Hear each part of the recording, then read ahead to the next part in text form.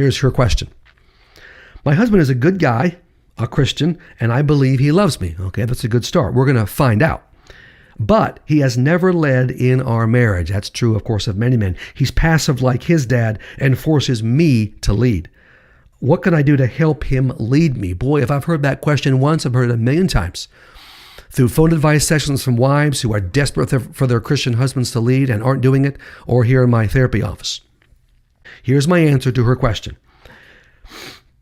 I've heard these words with the same level of frustration and pain from hundreds, if not thousands of wives over 35 years. Many Christian men don't lead, even though the Bible clearly teaches that the husband is to lead in the marriage relationship. Listen to Ephesians 5:22 through 24.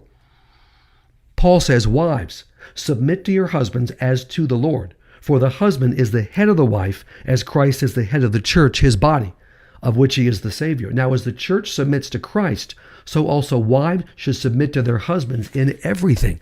Okay, that's clear. That's submission, but also leadership. Most husbands, even good, decent Christian men, have no idea how to lead their wives. Their dads didn't teach them how. So they feel inadequate, not equipped to lead. And if a man doesn't feel like he can have control or he can be good at something, he's not going to do it. Wives, what you've tried so far hasn't worked to motivate him to lead. And this lady obviously is in that category. There was more to her question, but I didn't read it. But she's tried all kinds of things. None of them have worked.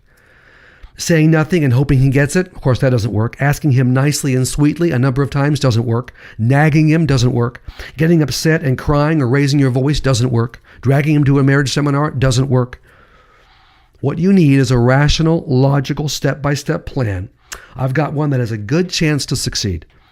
Your husband will like my plan because it is a plan. Men especially have to have a plan, a clear roadmap.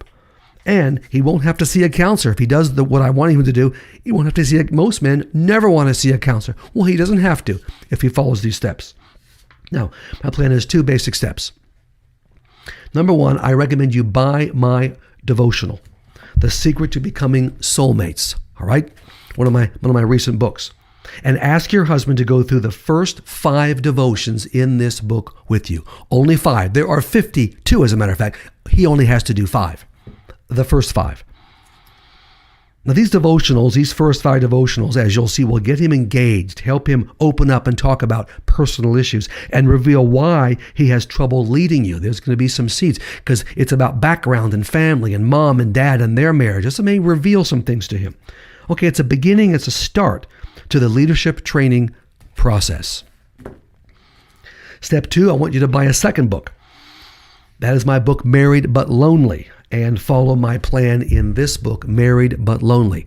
All right, as you're getting the impression, and you're right, this leadership training program of mine isn't just a quick 5 steps. No, it's going to take longer. It's going to take weeks, even some months to get done.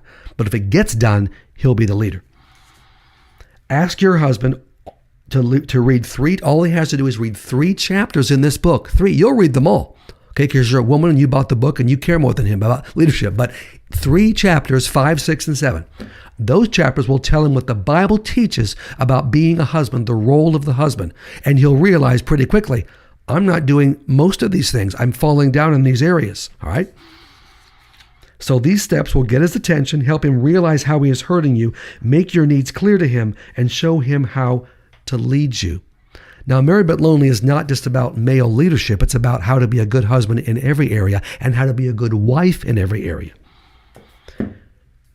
But he has to be a good husband across the board, not just a leader.